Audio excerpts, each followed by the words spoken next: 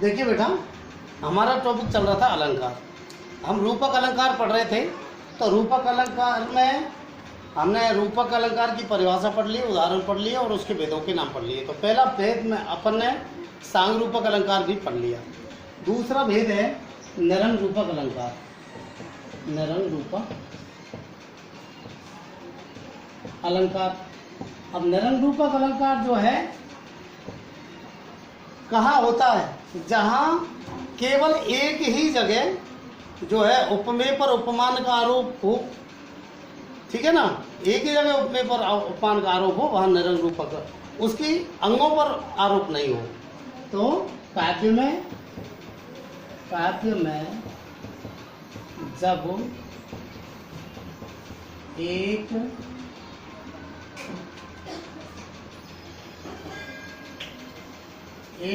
उपमेय पर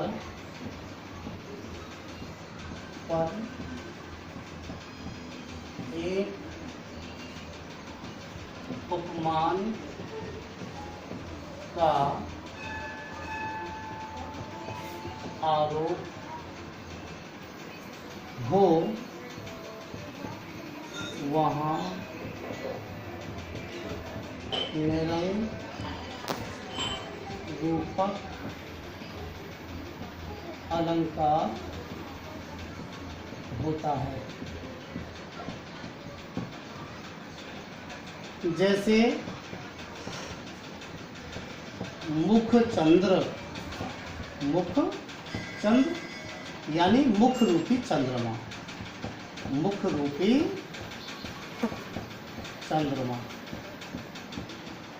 ठीक है। कर कमल हाथ रूपी कमल, हाथ रूपी कमल।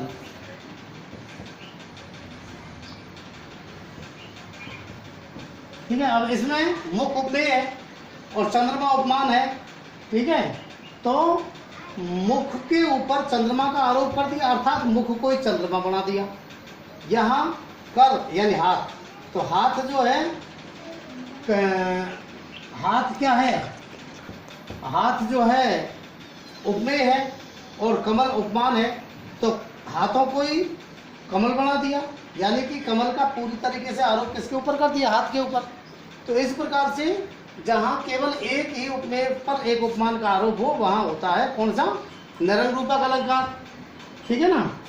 तो इस प्रकार से और दो भेद और हैं, उनको आप अभी रहने दीजिए। एक तो परंपरित रूपक और एक तद्रूप रूपक। परंपरित रूपक भी मैं आपको बता देता हूँ। चलो, परंपरित रूपक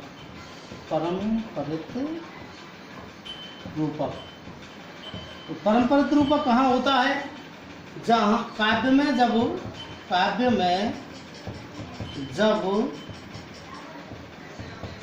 एक उपमेय के पर उपमान का आरोप किया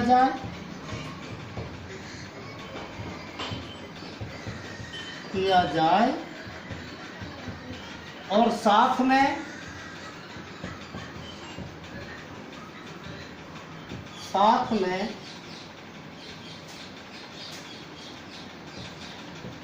दूसरे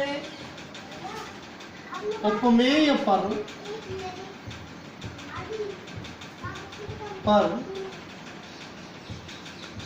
दूसरा उपमान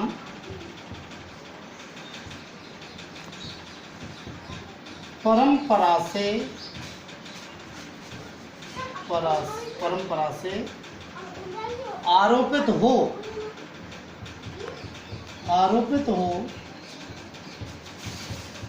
तो वहाँ परंपरित रूपक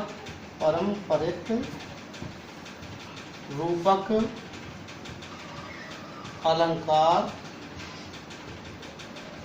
होता है।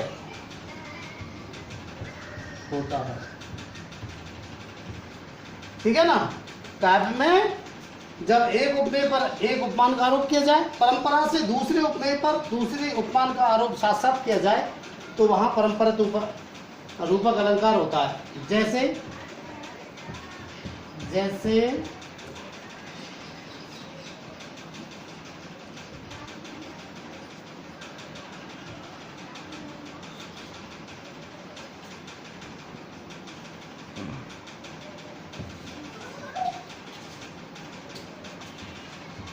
अवधपुरी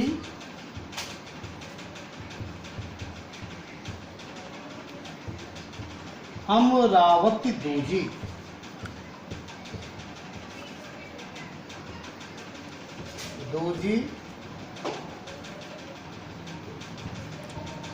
दशरथ दूजो, दशरथ दूजो इंद महीपर,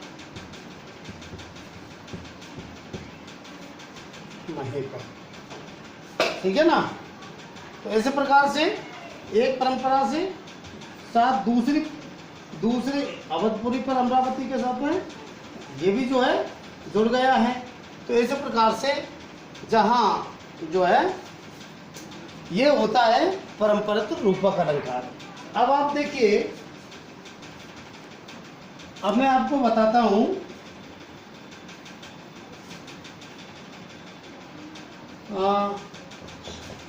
तद्रूप रूपक।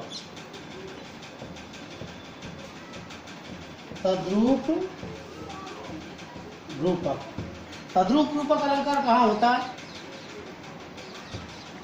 काव्य में जब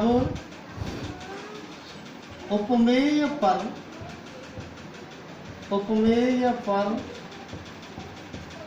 उपमान का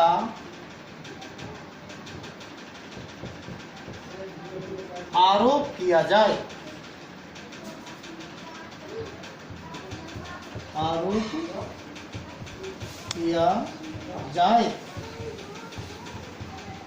परंतु उनमें कुछ भेद रख लिया जाए, कुछ अंतर रख लिया जाए,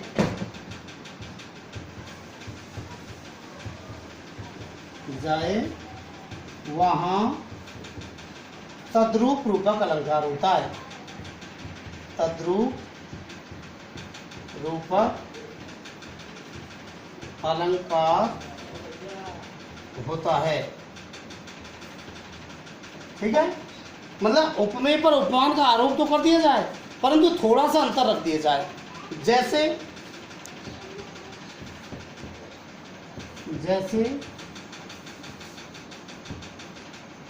तुम्हारा मुख दूसरा चंद्रमा है,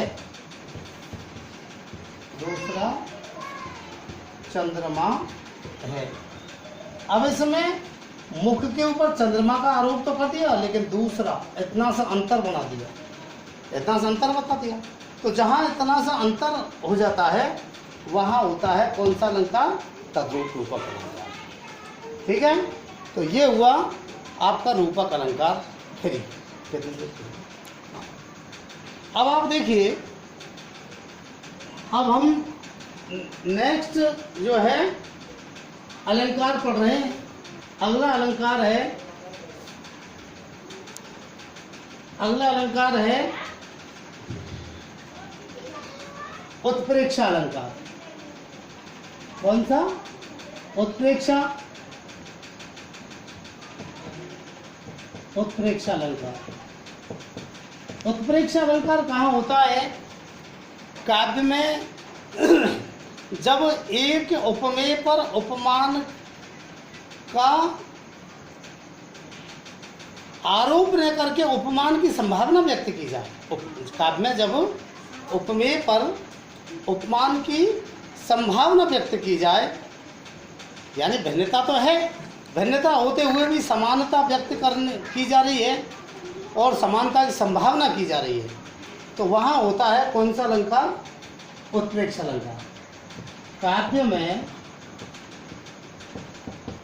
जब उपमेय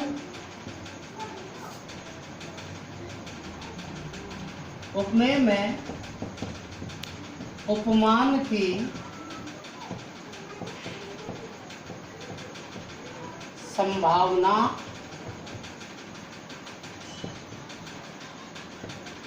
व्यक्त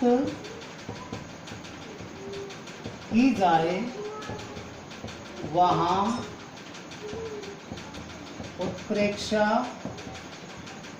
अलंकार होता है। जैसे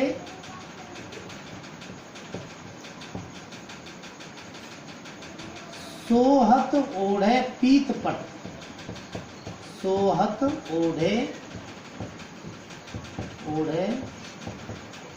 पीत पट, श्याम सलोने गात, श्याम सलोने गात, मनहु नीलमणि शैल पर, नीलमणि शैल पर आतप पर्यो प्रभात, आतप पर्यो प्रभात। ठीक है, मनहु नीलमणि शैल पर आतप पर्यो प्रभात। अब यहाँ इसका अर्थ क्या हुआ?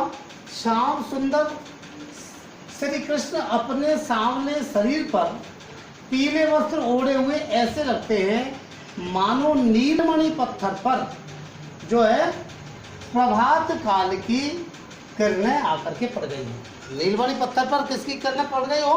प्रभात काल की किरणें आकर के पड़ गई हो।